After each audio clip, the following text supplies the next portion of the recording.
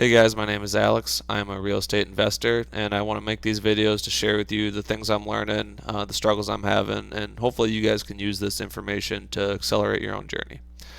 So today I've got a call breakdown I wanted to go through with you guys. I had actually recently joined Alejandro Alvarez's acquisition team, and I wanted to share with you guys how important I think the skill of real estate acquisitions is, especially if you're trying to buy property with no money. So if you're really good at being on the phones, really good at acquisitions, you can go then get a good deal and then just wave that around in the air, and people with money will come to you. So it is a powerful skill, especially for buying properties with none of your own money. So without further ado, let's get into it and let's talk about some of the things that are happening in this call. Hello. Hey, Paula, it's Alex. How are you?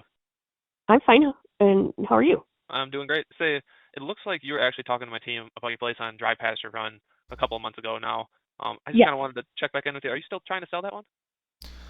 So I guess the very first thing I'll say is my just opening line is pretty important. You don't want to be like, "Hello, is this the owner of 3542 Main Street?" You want to kind of act like, "Hey, you're a friend. Come in with confidence. You have authority. Like you're supposed to be here, sort of thing. Like don't come in all like like is this are you the owner of X Main Street?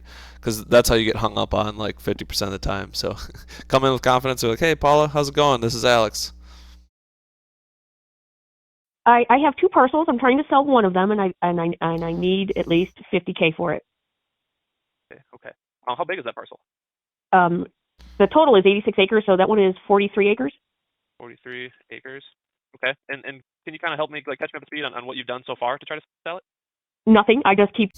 And this is one of my favorite questions that everybody uses as well, but it's a great one. That's why everyone uses it. Catch me up to speed. And that really gets the seller to open up. They're going to give you a ton of information. They're going to get talking. You're going to get building rapport with them. So there's a reason everyone uses it. Getting letters in the mail from people like yourself that are looking to purchase it, and when I tell them what I want for it, I get no replies. Oh, It is, I gotcha. yeah, it's fully fenced in. All 86 acres are fenced in. It goes through the wash as part of the land. It goes all the way across the wash into the BLM land. There is a very little structure on the property. The previous put sleeping bags on the floor, and that is nothing big. Okay. Good to know. And where have the other offers from all these guys been coming in at? 5,000. Oh, geez. That's Yeah, ridiculous. yeah. I paid over 100 grand for both parcels, so I'm looking to get at least 50 for one of them. Sure. And you haven't, like, tried a real estate agent or anything yet? When I've talked to them, they've all told. So now I'm already knowing like she's been getting other offers that are way lower, and those are other investors. So honestly, if I'm looking at buying this two different ways, one is cash at like a low price, or two is terms at a high price.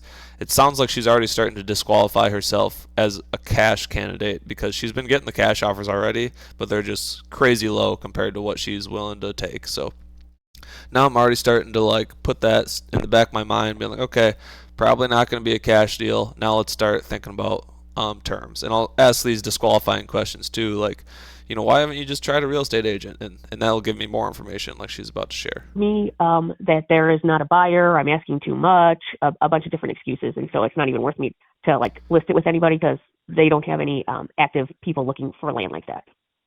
And exactly that kind of confirms my belief there that she's asking way too much. Even if a real estate agent won't touch it, yeah, there's no way this is going to be a cash deal. So I'm starting in my mind to think like, okay, how can I structure this in my head where I can get her purchase price and I can still make it a deal for me? Sure. So you're basically okay with just keeping it then, and if no one comes up to that 50,000? Exactly. I mean, the taxes are paid. The land is clear title. There's no loan on it. Taxes are paid. The POA is paid. So I'll just sit on it until one of my nieces or nephews inherits it, I guess. Sure. Okay. Okay. Well, I guess what we do, we just try to do a couple different things here. I'll share that with you, and you can tell me if this is worth your time. Is that fair? Absolutely. Go ahead. Awesome. So yeah, we always just try to accomplish one of three things here. The first is if we're not the best fit, we just try to help and then point you in the right direction. The second thing we do is we buy them cash, that sort of thing. But usually those types we have to get at a pretty deep discount because we're investors too, and we're going to try to resell this or do something Sure. or something like that. So I don't know if that would really work for you. However, Uh, the third way, this is where we could come up to that 50,000. We just buy it on terms. Are you familiar with that? no.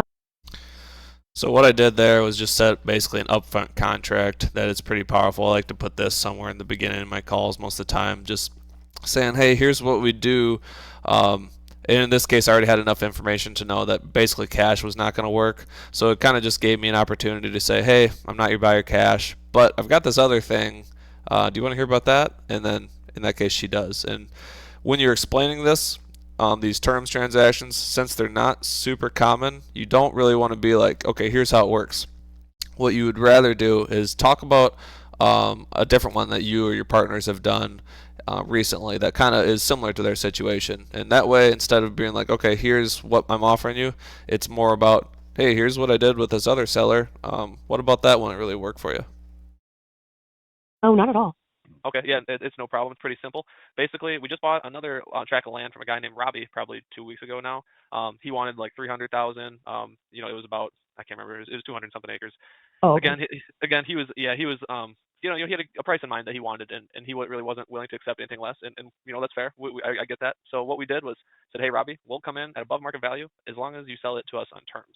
So what we did there was we basically made Robbie the bank, where now we just give him equal monthly payments, and that way he was able to sell it for more than anybody else, get some passive income, and save a ton on capital gains tax. Oh, wow. Okay. Okay. I mean, could you yeah. could you send me some information about that route to go so that So now she seems pretty interested, which is good. So she wasn't immediately turned off by that. But now she's going to go into the, okay, yeah, send me some information. And this one is super easy to just fall into. Like, oh, okay, yeah, you're interested. I'll send you some information. What's your email? That sort of thing. But usually you don't really want to do that because you're the best source of information that they have at this time. You want to dig into, okay, yeah, like what specific information are you looking for? Is there any questions I can answer right now? Because with their super, super limited understanding of these types of transactions, and then they go out and do some, pretty, I don't want to say unguided research, but they're going to go out there and they're going to get wrong information. They're going to see horror stories or anything like that. So try to dig into that. What information are they actually looking for? I can then share it with my husband? Oh yeah, absolutely. I guess it's we do about 15 to 20 of these every single month. So I know Okay. you're probably gonna have a ton of questions and stuff like that. But I mean, what specifically are you kind of looking for what I should send you? So for example, if we made an agreement, so it's kind of like a land contract where you agree to pay me X amount of dollars and you pay me monthly until we get to a certain point where then you just pay me in full, or do we just you keep paying me until the notice? It's just like a bank. I'm like the bank, I guess. Yeah, exactly. So exactly right. Okay. So that is that's how we do it. So that would kind of just be up to you in that situation. So what we really do try to do is work our terms offers to fit your situation. So like Okay. if you did need the money in whatever it be, if you wanted a 15-year note or something, okay, I get that. We'll take that down. Then from there we just need to know like I said, yeah, what term length you'd want, what Okay. how much you want the monthly payments to be, and I think we already got purchase price. So yeah, then I think if you maybe just had a conversation with your husband, and then maybe we can kind of reconvene from there and possibly even just get on a three-way call so I can answer the questions. Okay. Can we do that? We're actually getting ready to go on vacation for the weekend, just a long weekend. We also have a place in Mexico, so we're going to head out that way. Oh, that sounds like But let me talk to him while I've got. So at this point, I'm kind of trying to get off the phone because she did mention that her husband was also a decision maker, and I would rather just answer all their questions, do everything all at once, get on one phone call with everybody. Because, like I've mentioned before, what happens a lot of the times is you get this person on board with the terms transaction, then they go try to pitch it to somebody else who's not familiar with it, and so person one who you just explained it to has to go pitch it to person two. Person one is still super familiar or unfamiliar with it. They can't answer all these questions, and it's a nightmare every single time. So what's much more effective is just get person one and person two all on a three-way call. We can answer all their questions, address all their concerns all at once. So don't waste too much time. Try to get on a three-way call if you do figure out there's another decision maker there. Got him captured in the car. He can't leave. And tell him kind of what you're talking about. And then the number that you called me on, is that the good number to call you back on? Yes, that's perfect. Okay. And I'll let you know too before we even get there, because I'll tell you exactly what happens every single time. Is I talk to somebody and then they go to pitch this to somebody else, and then they have all these objections or stuff. So I guess can I just quickly share with you what everyone else is kind of like concerned about when we do these? Oh. So this is something I'll do also. These are the the super common objections that I just go over, and then she knows, like, okay, what are other sellers thinking? And it can sometimes make people feel more comfortable. Like, what questions am I not asking? So I'll just be like, hey, here's the concerns everyone else has. Can I just tell you about those quickly? Go ahead. Yes, please. Yeah, I mean, so every time we do one of these, the major, like objection, I guess you could say, is what happens if you guys stop making the payments, right? Yeah. It's probably at the top of your mind. Yeah, exactly. So that we actually do something a little bit better than even what a bank is secured by. So, bank has a mortgage or a deed of trust or some sort of lien on the property. So we give you Right. that as well. But on top of that, what we do is we give you a performance deed. That says if we're ever 30 days late on any single payment, the whole property gets instantly deeded right back to you. So you don't have to Okay. worry about foreclosures, tracking us down, lawyers, nothing. Okay. So it is like a land contract then. That if you default, or the bank, your investors Yep, default, then it goes back to exactly. the original owner. Okay. Yep. So Okay. you would get the property. You would keep all of our payments we made along the way. You would, get the property back again, and then from there, whatever you want to do, sell it again, keep it, build on it, let your children inherit it. That's yours Right. again. We're out of it. Okay. So out of curiosity, so versus like you buying it outright, like you said, the capital gains is there. So is it similar to like I am kind of renting it to you as far as the payments are concerned? I don't need to claim them, or do I need to claim them? Do you know? Yeah. So here's how we normally structure that. I'm not sure how you file your taxes with your husband, but Uh, the first if you file together, the first 80,000 I believe about of capital gains tax is not taxed. It's 0%. So okay. as long as you never collect more than 80,000 per year or 40,000 if you're single, then all that there's zero capital gains on it. Oh, okay. Okay. Great.